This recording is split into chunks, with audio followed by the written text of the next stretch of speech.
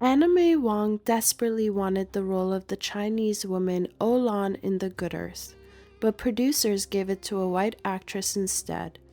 Wong was crushed, but she had no idea just how bad it would get.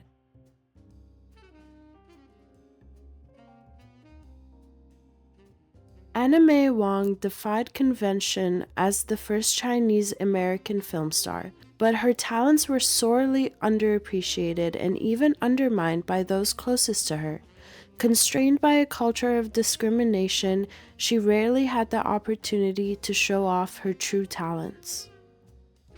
Wang Lusong was born to second-generation Chinese-American immigrants in January 1905.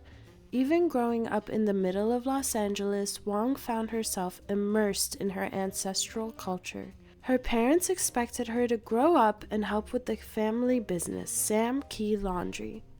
They may have been the only Chinese Americans in the area, but there was something else there that made Wang feel at home. Film studios began producing movies right in her neighborhood.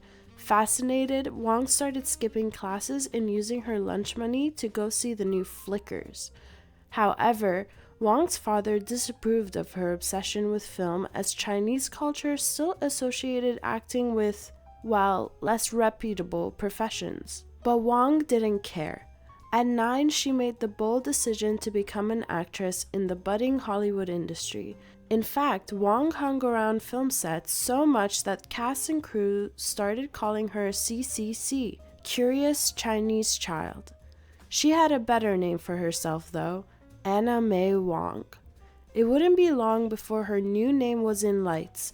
After spending countless hours lingering around film sets, Wong would run home and practice what she had seen. In an ironic twist to her story, Wong's disapproving father was at least partially responsible for her film debut. Thanks to a connection of her father's, Wong landed a role as a prominent extra in 1919's Red Lantern when she was just 14 years old.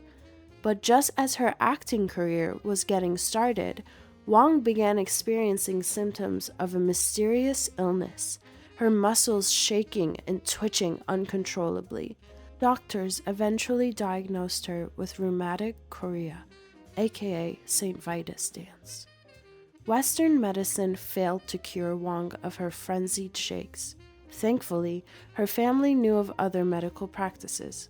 Wang's father took her to practitioners of traditional Chinese medicine who, within a flash, cured her illness, but much to her father's dismay, it didn't cure Wang of her love for film. In a brash decision, she dropped out of high school to dedicate herself completely to her acting career. I was so young when I began that I knew I still had youth if I failed, Wang later explained. I determined to give myself 10 years to succeed as an actress. She wouldn't even need 1 year.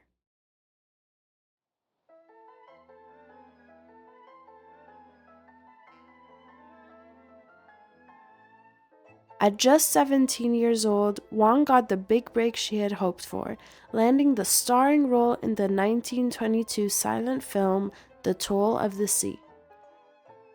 Even though the film had the star power of Frances Maron as writer and Kenneth Harlan as male lead, Wong doubted her own abilities. Of all the star power in front of and behind the camera, critics singled out Wong for praise. The New York Times wrote gushingly about her performance, claiming that she should be seen again and often on the screen. From her first lead role, Wong had become a star. So undeniable was her talent and gravitas on screen. She even appeared on the cover of the British film magazine Picture Show. However, there was one problem that she could not fix. Hollywood in the 1920s had to contend with the prejudices of the time. Anti-miscegenation laws prevented the portrayal of interracial couples on screen.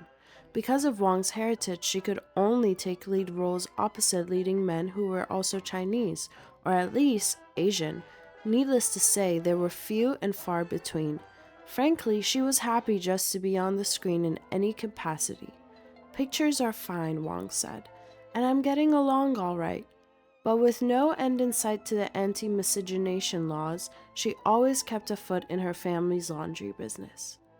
With the laws keeping Wong out of leading lady roles, she accepted whatever came her way. Off the back of her success from The Toll of the Sea, Wong played the part of a conniving Mongol slave in Douglas Fairbanks' The Thief of Baghdad. The film was a critical and commercial success and propelled Wong to a new fame. This time, however, not all of the press was positive. Exuding an aura of mystique on screen, Wong naturally fueled the tabloids. Around the time of her breakout performances, the gossip columns linked Wong to several Hollywood high rollers. One of her first rumored lovers was Todd Browning, who at 23 years her senior, had directed her in Drifting when she was just 16.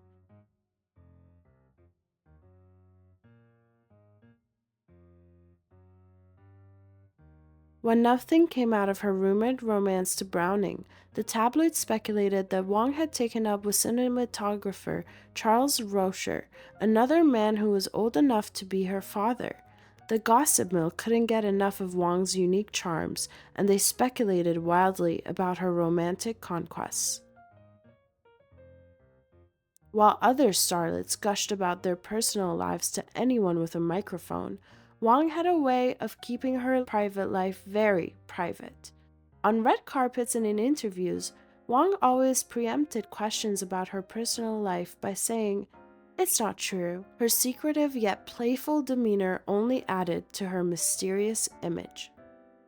Throughout her career, Wong fought against prejudice. In fact, most audiences didn't even know that Wong was American. To combat the stereotyping, she adopted the flapper image in an attempt to make herself feel more familiar to American viewers. Despite her growing popularity, studios still refused to cast Wong for leading roles opposite white leading men. Instead, she was relegated to always playing secondary characters that stereotyped Chinese women as the demurring and coy butterfly or the vindictive and conniving dragon lady. By the end of the 1920s, Wong had grown tired of playing the same tired roles. "There seems little for me in Hollywood," Wong lamented, because rather than real Chinese, producers prefer Hungarians, Mexicans, American Indians for Chinese roles. So Wong made another bold decision. She left Hollywood. In 1928, Wong picked up her talent and moved to Europe, proving to be a brilliant decision. Immediately after arriving, Wong landed the starring roles in several German films directed by Richard Eichberg. After her European debut, German critics applauded Wong's transcendent talent and great beauty. Funny enough, German critics didn't mention the fact that Wong was American, only speaking about her Chinese heritage. Soon enough, Wong ventured off stage in the operetta Shun Shi. It was impressive enough that the silent film star could sing. It was even more impressive how she sang, delivering her performance in flawless German.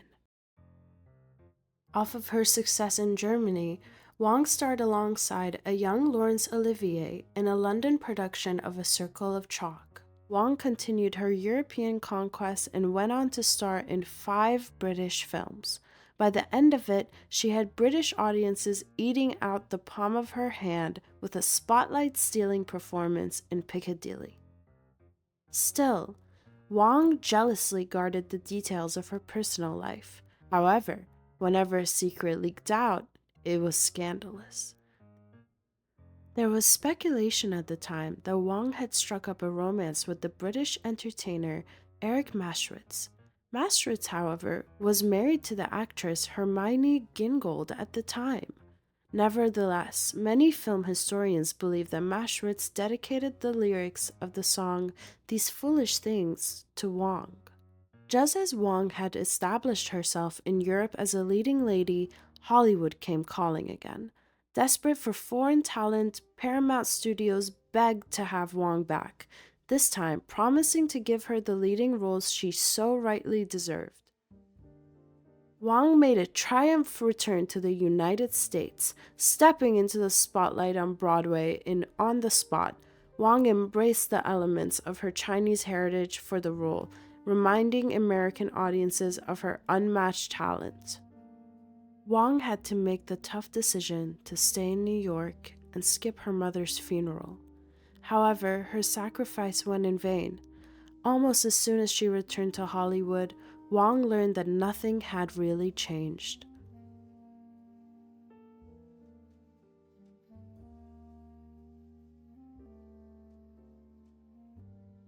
Hollywood cast her as another dragon lady in Daughter of the Dragon alongside Susu Hawakawa. Even though she was by then a bona fide A-lister, Wong still received less pay than her male and white counterparts.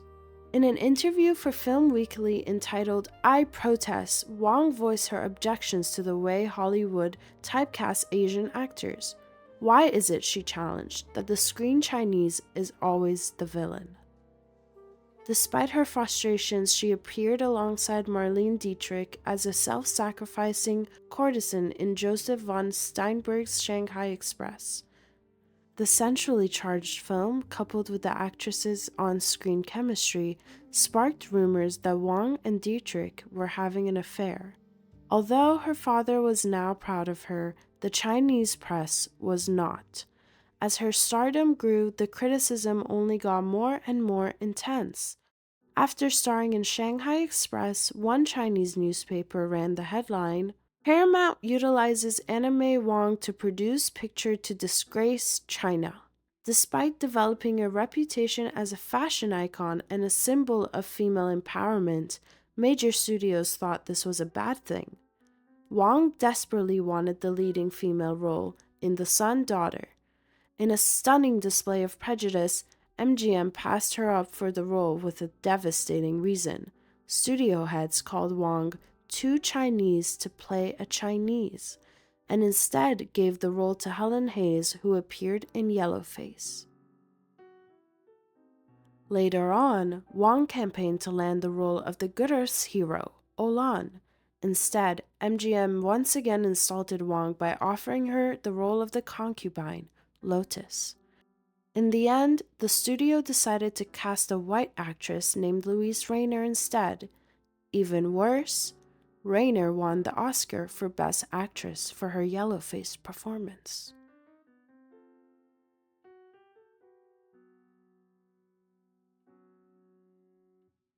Following yet another disappointment in Hollywood, Wong made a shocking announcement. She was going to take a year off from film and travel to her ancestral homeland. She made plans to meet up with her father and their extended family in their home village in Taishan. But no matter where she went, she couldn't escape the drama. As she passed through Tokyo, Wong learned that she had underestimated her star power in Asia. Local reporters, eager to get a glimpse of the Chinese-American star, pestered her with questions about her love life. Wong coyly replied, I am wedded to my art. The next day, Japanese newspapers ran with the story that Wong had tied the knot with a wealthy Cantonese man named Art. Secretly, fame had taken its toll on Wong.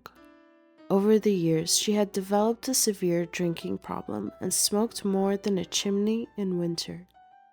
The stresses manifested themselves in bouts of depression and unpredictable mood swings. In dramatic fashion, one such mood swing turned a dangerous mob against her. When she disembarked in Hong Kong, greeting a group of adoring fans with a glare and dismissive hand gesture was all it took to turn the crowd into a barrage of insults. In tears, Wong retreated as the mob turned into a frenzy. After laying low, Wong completed her tour in China. Some reports claim that the villagers welcomed her with open arms, while other reports say that they shouted her out of town. Either way, Wong returned from her year in China feeling even more defeated than when she arrived. I am convinced that I could never play in the Chinese theater, she confessed. I have no feeling for it. Returning to Hollywood, Wong made a bold decision. She would never take another role that she felt stereotyped Asians. Some would think that her decision came at a cost, since Wong finished out the 1930s making B-movies for Paramount. But the joke was on Hollywood. The smaller productions allowed her more time to take on the roles she had always sought. Enjoying her newfound freedom, Wong started up a cabaret act that showcased more of her talents. She sang songs in Cantonese, French, English, German, Danish, and Swedish, just to name a few. And she toured with her act all throughout the US, Europe, and Australia. It was a winning chapter for Wong, a chance to redefine her career on her own terms. Her cabaret performances were unlike anything audiences had seen before, a true reflection of her versatility and determination. In a way, it was as if Wong had taken every limitation placed upon her in Hollywood and shattered it on stages worldwide. Sadly, however, not all Chinese people were doing quite as well as Wong. She remained deeply aware of the struggles faced by others who shared her heritage. Now free, Wong wanted to help others like her.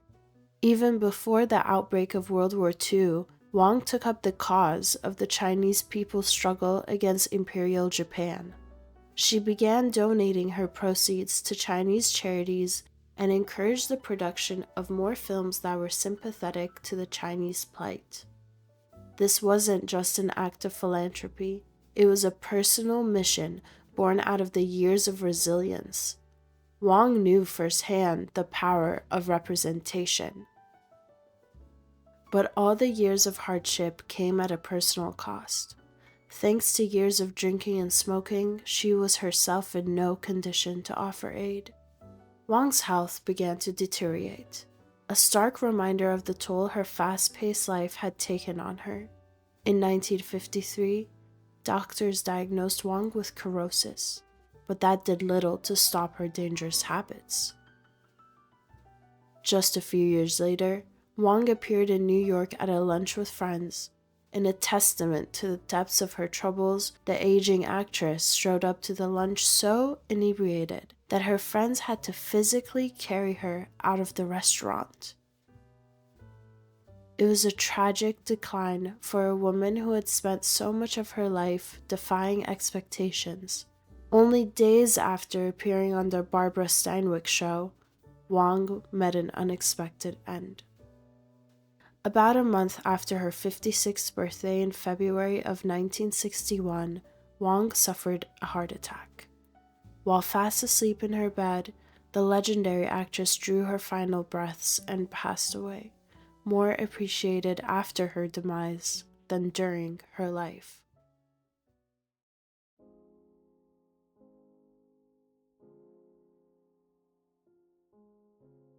Her legacy, however, refuses to fade. Wong's story is a testament to resilience in the face of relentless adversity. She carved out a space for herself in an industry that tried to confine her. She paved the way for countless others. But she also left behind a warning, a piece of advice for those who would follow in her footsteps. Despite all of the prejudice and discrimination that she faced, Wong enjoyed an uncharacteristically long career, and throughout it all, she managed to maintain her grace and dignity and her soul. For that, she had her father to thank, who warned her as she got into show business, "Don't be photographed too much or you'll lose your soul." Even now, May Wong's story resonates. She remains a powerful reminder of breaking barriers and the enduring power of representation. Her image may be iconic, but her soul lives on in the stories she told and the lives she inspired. If you enjoyed this Factinate video, give it a thumbs up and subscribe for more incredible stories. Want a say in who we cover next? Join our membership program through the link in the description for exclusive perks. Your support means everything to us. Thanks for watching, and we'll see you in the next one.